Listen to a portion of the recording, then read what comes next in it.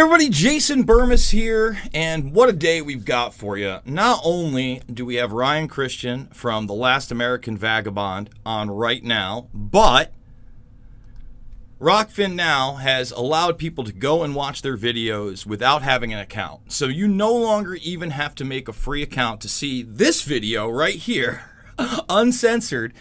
Because as you know, Ryan Christian is one of these people that has been deplatformed on many levels, has been censored on YouTube again and again and again and again.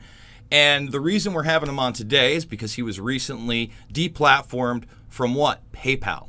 And when we talk about PayPal, that's another level. You know, they want to get into your finances, they want to get into your banking. And Ryan has been extremely accurate and well-sourced. And as we know, these fact checkers of today often get things wrong and then have to renegotiate the truth later on. And even Michael Wolff, who is now a self-professed book salesman, on Brian Stelter, called him out on that and said, basically, you know, you don't have a monopoly on truth and you do get the stories wrong and finding the truth isn't easy. And honestly, these used to be like basic things most people lived by. They didn't just think, well, there's one answer. They at least thought there was two in this weird left-right paradigm. But now we live in this post-truth world that was predicted, by the way, and discussed all the way back in 2018, really before it all kicked off, by the Bilderberg Group. And, you know, I want to discuss all these things with Ryan of thelastamericanvagabond.com. That's where you can support him. He's on all these platforms. And like I said, I hope you do make that free account. I'm still trying to be the first independent media to be to 30,000 followers, and you can only comment and like and stuff by making the account. But go watch this video once we break off so we can talk about the real censorship that we're facing right here. So, Ryan, take it away. Oh, your mic's off for some reason. That was total user error. Now, the situation is pretty outrageous. I mean, we've seen this escalating. You know, you and I have talked about this more than once from all sorts of different levels. You know, YouTube but this is, I mean, YouTube affects your bottom line because of the way they open those up for you to have memberships and so on. But we can see that most of these things are not just about stopping the content, right? Because our content's still getting out there. And as we keep seeing, as Alex Jones and other people have shown, that it's the whole Streisand effect is you, in some cases, can get more reach after they do such a thing, you know? So really what it seems they're trying to do is remove your resources. They want to stop you from being able to wage an appropriately leveled war or effort against what we're doing, against the misinformation. Because if somebody on a YouTube channel with no resources, no anything else, and it does work, it does reach people, but then they come at you with their monolithic media apparatus with endless resources, and they'll ultimately win out over that. So what they want to do is stop people like us from having the resources to hire the Whitney Webbs and the Derek Broses and the people out there to continue to write and spread the information. That's what they want. Because, you know, look, your point you said at the beginning is really interesting. We know that they can be wrong. They're wrong all the time. Mainstream media, whatever. We can be wrong too. People are fallible. We all know that. Except weirdly in this whole COVID clown world, it's suddenly that, well, we're not allowed to be fallible anymore. Because if we are, it's misinformation. Well, doesn't that mean the same in reverse? If they're wrong, later we can go, well, they were in spreading misinformation. Well, obviously, it's the same point, except it doesn't apply to them. Mm-hmm. Even the media is supposed to be holding the authority accountable. They're the authority now. The media reporting on the authority statements as fact are the authority. And people actually believe that if they say these things, therefore that's fact. This is an interesting thing I keep pointing out. I honestly believe there's a huge portion of Americans and people in the world who don't realize that they're not doing their research. They believe they're doing their research. Like, I just watched the news. I heard them tell me that. Like, I did my research, right? They believe that is the research. They've been trained and manipulated and engineered to believe that if they trust authority, well, they're sound. Mm-hmm. Obviously, that's not true. So the trust the science means, you know, the science is what they say it is. When you're reading the peer-reviewed research or looking at someone like Denny Rancourt, who very respected scientist, who says, you know, never trust the science. Trust scientific method, right? And science never asks you to trust it. Any honest scientist knows that, you know? So here we are. I guess I went off on a tangent. The point is now I'm being censored from PayPal along with everything else, because they're trying to undercut my resources to continue my objective work, even though I can be wrong like anybody else. But I'll tell you, you look at our track record, Jason, yourself, mine, from the beginning of this, it's comical how we're being called fake news.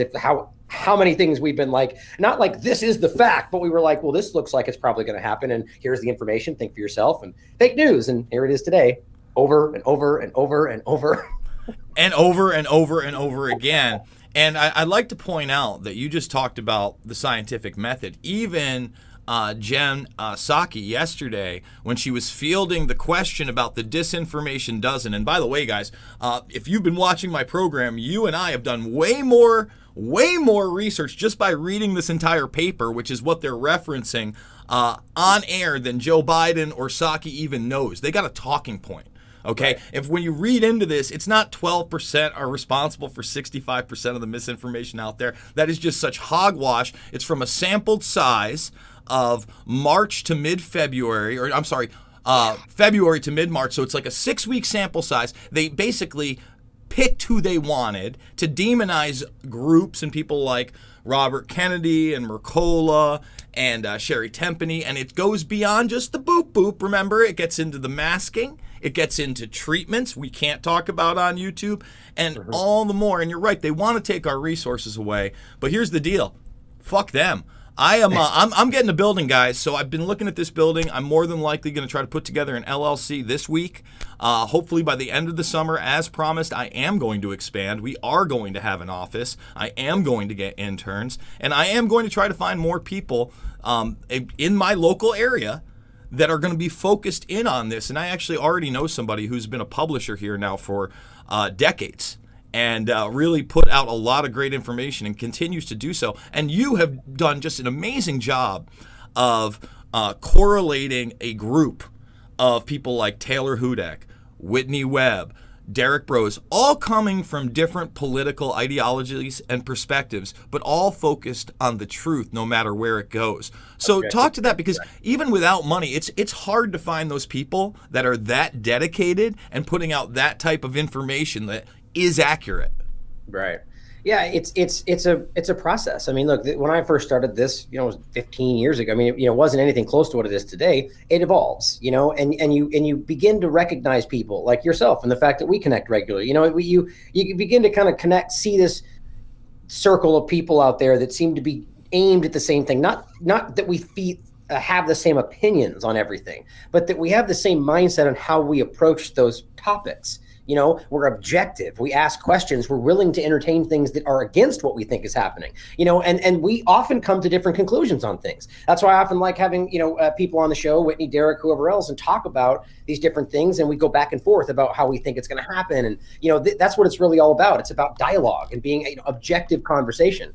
But you're right. Without the resources, at the end of the day, it's difficult to have something like that set up. To be completely honest, that's just my opinion. I'd be willing to bet you that if everything just fell apart and I lost everything, that Derek, they probably continue to write for the Last American Vagabond because of your point, because they care about the truth more than anything else. But that's not going to happen, because I should say, since we didn't really get into the censorship part of it, that this was just a pebble in the road. I mean, they think they're going to stop the Last American Vagabond. Try again. You didn't even come close. If you think we're stupid enough to put all our eggs in that little basket, we didn't fall into that trap. And let's stop for a second, because they didn't just cut you off. When PayPal cuts you off, they don't give you the funds that are in your account, and you obviously had a good amount of funds. Speak to that, how they just take your money that your donors out there gave to you to support your media operation that has been very, very. If you put you next to Cuomo on one side, and I'm talking Chris, not the American gangster, Andy. Okay, so you put Cuomo on one side, right? And then on the other side, let's put you up against the best of the best of mainstream media, the Tuck, right? You're still leaps and bounds above the Tuckster, or even Laura Ingraham, who has Karl Rove on still. Right. I'm glad she's talking about Lockstep. Great lady. I was talking about it 12 years ago. Exactly. And, look at Tucker. Look at what Tucker keeps talking about. I mean, it's literally like, my brother is a fan of Tucker for the most part. I mean, he's, for the people that are still kind of the two-party narrative, he's somebody who's at least brushing over these topics that are like, oh man, this guy's on it. But if you look at my shows or your show, he is like a week and a half behind everything that we're doing. Now he's talking about how, look at the vaccine, like the show that we just did about how more people are dying after the vaccine over the last week than people who are reported after dying from COVID.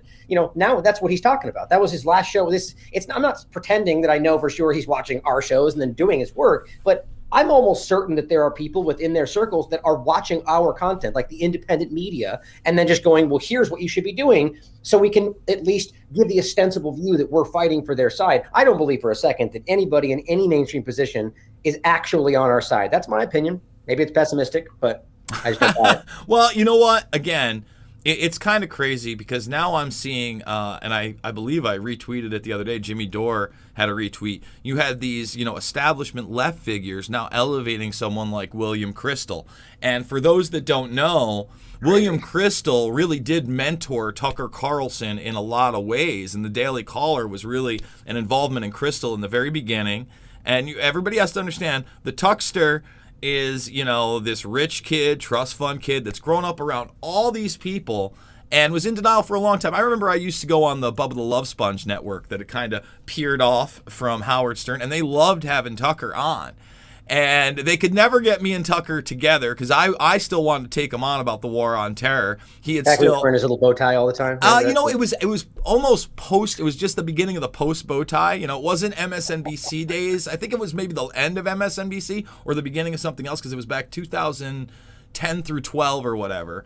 And I was like, look, guys, this is actually all the way through 2016. I did that show. God rest in peace, man, to Scott Ledger. I miss him, dude. It's been can't believe it's been like a year and a half since he's died.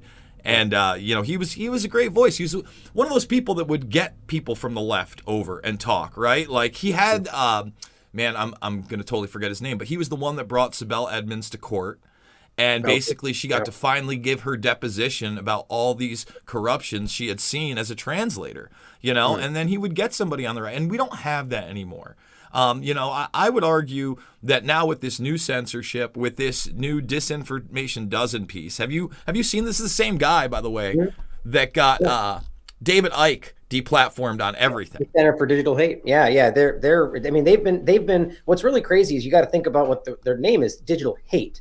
Right. So this was started, and this is what I keep talking about. And, you've mentioned as well, the whole like hate speech dynamic. I mean, that's just been plopped over onto the COVID-19 thing. It's exactly the same idea. They're now claiming your words are actual violence, which is just ridiculous. All right. So that's what they were doing at first. And then the moment COVID-19 came, they were just immediately all about COVID-19 misinformation. How is that even their purview? You know what I mean? Like, it's just clear that this was kind of meant to be the same logic. They want to set the tone to where your words, if they claim it's even remotely creating some kind of risk, are therefore actionable. Like they can, remove your information or, take your money away, which I didn't actually end up talking about, what you asked me about. Yeah. But, then I might as well just talk about that. So they ultimately on PayPal, so I don't forget again, took the money out of the account or holding it essentially. And the same thing happened to High Impact Flicks. 5 to 10 minutes apart from what happened to me. So we're really? On one of these lists, some new list or something. And what they do is they hold it, what they claim is for 180 days. I went over it on the show. I showed the document they sent and everything. Same one Brian got. Okay. And what's crazy is they say, first of all, you're permanently limited, which is like, those are contradictory terms. It's the same thing that Twitter and Patreon do. They go, you're suspended forever. So I think it's because they know there's like this legal gray area today. So they're not really removing you. They can always be like, oh, whoa, he's right here. He's just suspended forever. Right. So, you know what I mean? Who knows if that's what it is? It's more semantics, more language to keep you outside of their platform. And then they get to still say they're a private business and they're not working with government entities, even though government entities are now on stage saying they're working with these people. And you have that Politico article that clearly says they have access to your SMS messages and are working with those companies. And as I've shown over the last week, they've always had access to your SMS messages. That's not new, So that's why they're watching. I think they know to a much greater degree the engagement to people like us and what we're doing and the efforts we're trying to make, and that's why they seize those things. And they're going to hold it for 180 days, they say. And then it says and they may give it back, maybe. And but first they're going to consider whether they have to give some of that to third parties as well as themselves to account for whatever mistakes I may have made. This is not a joke. So a donation only account, which is all it is. The account we use for TLAV, that is a one-way account. It is donations only that then get used for The Last American Vagabond only, not personal, only the work, right? So I'm not working with other people, like in regard to PayPal. It's not like connected to other accounts. It's not working with third parties. I'm not selling merchants or goods. So how exactly am I even capable of violating anything? I don't choose who donates on a public link that's posted out there, right? So this is obviously a political thing because there's no way I can violate some kind of user accepted use policy unless, just like Patreon, and I guarantee this is what it is, they've deemed my actions independent of PayPal not acceptable. Right. So they're now telling me they get to dictate my life outside of PayPal on Last American Vagabond, what I posted on Twitter. Oh, we don't agree with that. So you're cut off. Right. After 10 years or however long, treated like a high level client, like, trying to give me a new special thing. And then just like that. Mm-hmm. No comment, no like, hey, this is a discrepancy. Maybe we can talk about it. Maybe we're incorrect. Maybe somebody else hacked your account. Nope. Gone with no discussion, no count. And the lady told me, I played it on the show, I don't have no access to know what I did. I don't have any process to go through to find out other than sending them an email. And what I've talked to 4 different people that said they did this, never even heard back, never even got a cent back. Right. And so it's like we just get to hope. Right. Imagine if your bank called you tomorrow and said, hey, there's something going on. We're going to take all of your money, hold it for 6 months, not tell you what's going on. And you just have to email us and hope we return your call and maybe you'll get some of it back. That's just straight up illegal. Come on. I mean, crazy. You would think that, but like at this point when they're telling you that speech is criminalized and you said, I think it's key. Your actions outside of any kind of PayPal platform that shows collusion. And honestly, it's out and out collusion because they are mobilizing speech and saying that we're using violence and we're harmful. And that is extremely dangerous. And the thing is that is their argument, that they've already been deplatformed on this platform. These are the ones that are active. They need to be taken off of these as well. So once again, your actions outside of these platforms in terms of service, in other words, how you act, social credit score, how you act, how you behave, how you do the narrative. For instance, right now I'm still fighting YouTube. We're going to bring this up just really quickly. I have 2 strikes, right? I've been back this week, okay? Now, to this day, I've gotten 1 line of what I've been kicked off for, okay? And it's right here. It's not like elaborate. It says I have harmful content. And what does harmful content mean to them? That's content that focuses on controversial issues and that is harmful to viewers. Wow. So again, that's new. Oh, dude, that's what they've had for me since it took 13 months for them to review my channel. So I want to say this again. Harmful means I've hurt somebody. Right. I've never fucking hurt a person. And this is where we're going to cut it off at YouTube in a moment because we're going to show you how YouTube, Google, and these narrative controllers have hurt people, hurt people. I have caused no harm to anybody. And if they can say, because I don't work for CNN, I don't work for Fox News, I'm wearing a Rockfin t-shirt, not a suit, I'm not in any makeup, okay? So I'm not an authoritative source. I talk about something they deem controversial. And by the way, any issue, if you take a certain position, could be controversial. In other words, if we take the issue of apple pie, and I'm like, you know what? I think kids should have sex with apple pie. Starting at 4 years old. Pretty controversial opinion. Yeah. I'm not taking that opinion. We should teach kids how to have sex with apple pies. We should show everybody the opening scene of American Pie. That would be a controversial position that might actually be harmful. So again, controversial, it's totally arbitrary. To say I've hurt people is disgusting. Well, and it's guys, about words having meaning, right? I mean, this is your point you made just right there in the beginning, is that, hurtful means you harmed somebody. So this is exactly why their agenda, long before COVID-19, likely with this in mind, was about creating this air where words literally can mean violence. And so therefore, you said something that insulted my delicate sensibilities, and now suddenly I'm harmed. But by definition, that's not actually what that means, when you get into these things. But, they've conflated these just like with herd immunity or vaccine. They're just kind of altering these Orwellian style to meet whatever agenda they need to, I absolutely agree. And that's why we're moving right over to Rockfin right now, guys. So here's the deal.